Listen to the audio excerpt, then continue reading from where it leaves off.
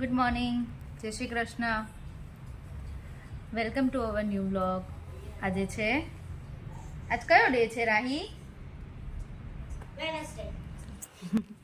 આજે તો હું વિડીયો સ્ટાર્ટ કરું છું. અમે રાહી ને શ્લોક ને સ્કૂલેથી ઘરે આવી ગયા છે. અત્યારે વાગ્યા છે બપોરનો 1 વાગી ગયો છે. અને આજે અમે સવારના બિઝી હતા, બધું કામ પતાવી પછી ગયા હતા. અમારે અહીંયા બાજુના બ્લોકમાં એક્સપાયર થઈ ગયા છે, એમનું પાણી ઢોળ હતું આજે, એટલે ત્યાં ગયા હતા સવારે. પછી ત્યાં પ્રસાદી લઈ આવ્યા ઘરે અને બસ જો જસ્ટ ફ્રી થઈને બેઠા છીએ. રાહીને શ્લોક પણ આવ્યા હતા, પણ છોકરાઓને તો કેવું ત્યાંનું બહુ કંઈ બરાબર જમે નહીં.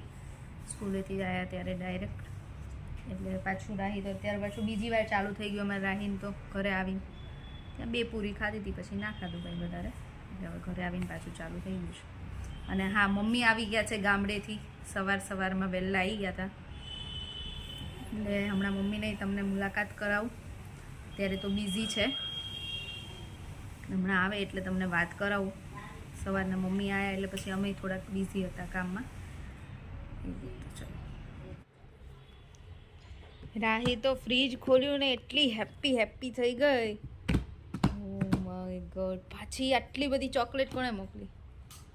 કનકલા ફ્રેન્ડે. કઈ ચોકલેટ છે? ફરેરો રોચર. બે આઈ છે. ટુ પેક છે.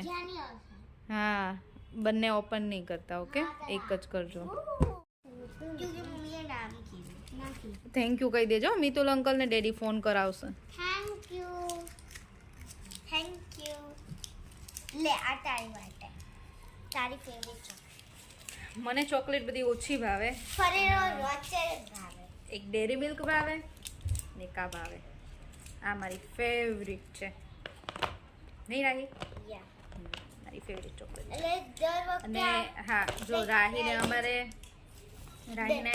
સિલ્ક એવી મને બહુ જ રાહીને અમારે આટલી બધી ચોકલેટ આવે, રાહીને શ્લોકને, પણ એવું નહીં કે ચલો આવી છે તો બધી પૂરી જ કરી દેવી.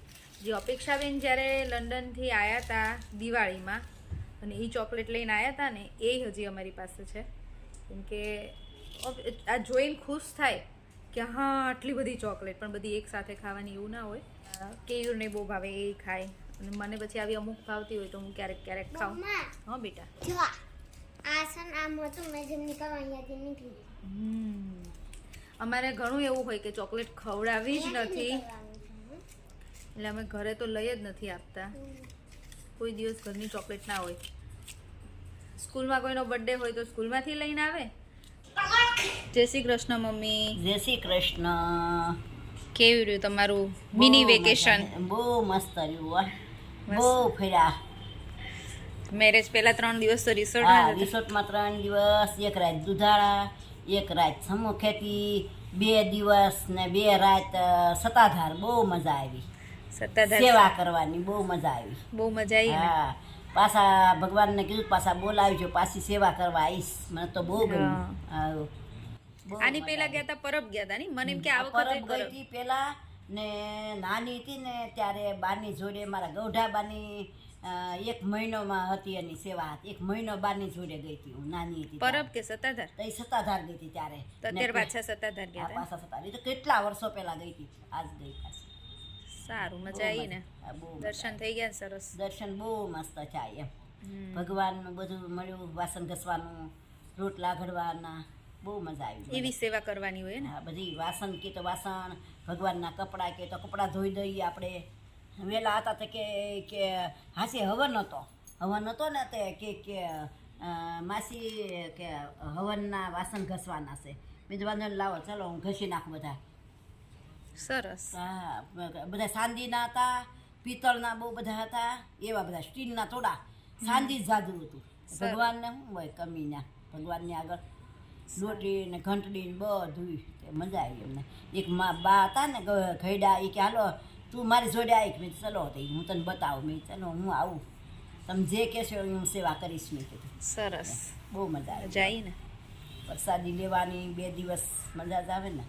ભગવાનનો પ્રસાદ આરોગવા ક્યાંથી મળે આપણને? આપણે ગયા હતા ત્યારે લીધું હતું, ખબર છે? હા, તો મજા આવે. બહુ મજા આવે. સારું.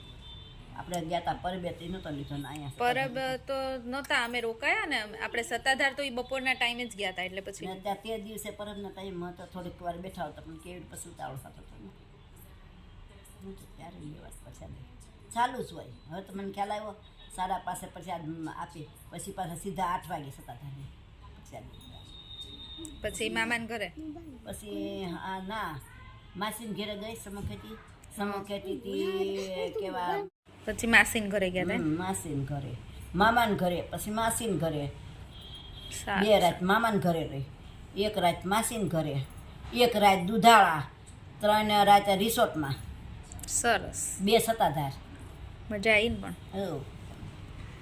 ભગવાનને કહેવાય અમને લઈ જાય છે બધાને મજા આવે. મમ્મીને તો મજા આવી. હા સવારે આવ્યા રાત્રે નીકળ્યા હતા સવારે પહોંચી ગયા તો મજા કરી. 10 દિવસ થઈ ગયા ની મમ્મી? હા 10 દિવસ રાઈટ 10 દિવસ Exact આ 10 11મો દિવસ દિવસ છે. હા 10 દિવસ રહી હવે ત્યાં 1-2 દિવસ છે પછી પાછા અમારે જવાનું છે. Marriage. મારે સામે રહે છે ને એમના છોકરાના મેરેજ છે. આ વખતે એમને એમના ગામડે રાખ્યા છે પાલનપુર. એટલે અમારે પાલનપુર જવાનું છે. પાલનપુર સાઈડ તો આપણે કોઈ દિવસ ગયા ના હોય. કાંકરેજ ગામ છે. એટલે હવે આપણે એટલે પણ ત્યાંથી નીકળ્યા હતા બેટા આપણા પ્રોપર આમ ત્યાં આપણે કોઈના મેરેજમાં ને એમાં ના ગયા હોય ને ફર્સ્ટ ટાઈમ જઈશું એટલે હવે એ તૈયારી કરશું ને મમ્મી. પછી પૂરું પછી માર નહીં તૈયાર કરી પાછી આવીને હું હજી જ કહેવા જાઉં છું કે ત્યાંથી આવશો ને એટલે 2 દિવસ પછી તમારે પાછું ડાકોરની તૈયારી થઈ જશે. ચાલતા આ વખતે તો રોકાવું નહીં હોય પણ ચાલીને પગી જાવ ને દર્શન કરીને આવતું રહીશ એવું એમ કરીશ. કરીશ. હા આ વખતે મારે કારણ કે દવાનો પછી છે ને એડજસ્ટ ન કરે. સારું સરસ.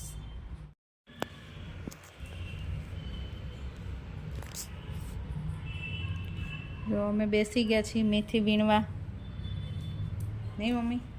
મેથી વીણીએ છે બાપા. શું કરશું આટલી બધી મેથીનું? કસ્તુરી મેથી બનાવશું. સુકવણી કરશું નહીં? કોણ કરશું? ભજીયા ભજીયા ખાશો ને એકાદી વાર હજી? ભજીયા ખાવાના જોઈએ એકવાર ખાઈ લેવા ગરમી પડે. ગરમી પડે ત્યાં નહીં? આમ તો ગરમી થઈ જ ગઈ છે હવે ચાલુ. ચાલો ચલો હવે ડિનર બનાવવાનો ટાઈમ થઈ ગયો 7:30 થઈ ગયા છે. મેથીને સીંગું ખાવી હોય આવો.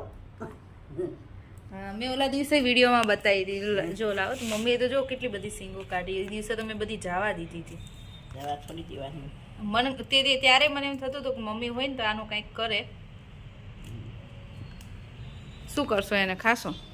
હો આ તો બહુ સારી. ડાયાબિટીસ દૂર દૂર રહે નજીક આવે જ નહીં.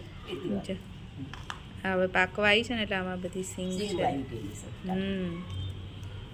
મમ્મી તો એ કાઢીને એ ખાય છે. એમને તો ભાવે ખરા. ગળસટી હોય કડવી ના હોય. કડવી ન લાગે ને તો મેથી બહુ કડવી હોય ને. ના કડવી આ ન હોય સરસ હોય. તું ચાક તો કરી પેલા કેવી છે. મેથી તો કડવી બહુ લાગતી હશે. ના સીઝી ન હોય. હા કડવી ન હોય. તો પાકે પછી કડવી થાય. એવું હોય એમ? તો આનું બીજું શું થાય કોઈ કોમેન્ટમાં જણાવજો. શેનું? સિંગુનું શાક થાય કાંઈ? મેથીની સિંગનું એમ? હા મેથીની સિંગનું શું બને તો કહે. આ જે મેથીની સિંગો હોય એનું શું બીજું કાંઈ બને? તમને કોઈને ખબર હોય તો કોમેન્ટ કરજો. અમે ડિનર કરીને તો ફ્રી થઈ ગયા અને આજે ડિનરમાં તો ખાલી ચા ભાખરી જ બનાવ્યું હતું, બીજું કંઈ નહોતું બનાવ્યું. આજ તો આખો દિવસ આમ રસોડામાં રજા જેવું લાગ્યું નહીં મમ્મી? બપોરે જમવાનું હતું અને અત્યારે ચા ભાખરી જ બનાવ્યું હતું. કંઈ બહુ ઈચ્છા નહોતી ને બધાને એટલે હજી અમારા ભાજીનું તો ચાલુ જ છે પ્રોગ્રામ. મમ્મીએ તો બહુ બધી સિંગો કાઢી. લાવો તો મમ્મી એક જ.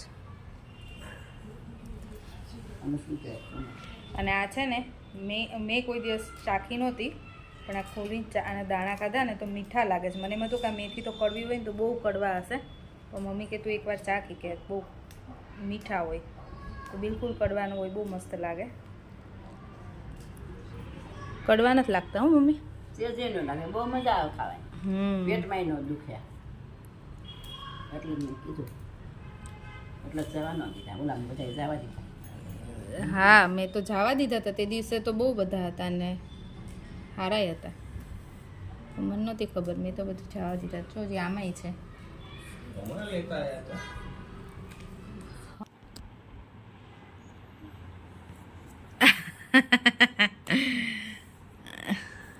ચલો બસ હવે આજનો દિવસ પૂરો થઈ ગયો છે. શ્લોક ખોલ દો બેટા દરવાજો, ડેડી હશે. આજે તો થોડું આમ ફ્રી ને આમ કામમાં ગયો દિવસ. કેમ? બહુ બધી મેથીની ભાજી હતી, વીણી હજી તો અડધી જ વીણી છે, અડધી બાકી છે. અત્યારે થાકી ગયા એટલે બધું હવે સૂઈ જઈએ, બાકીની કાલ વીણશું. એટલે મૂકી દીધું છે, પાછું કાલ સવારે ઉઠીને કરી દઈશું. આ છે ને આ મારો નાટક બાઝ. શું કરતો હતો તું હમણાં? હે?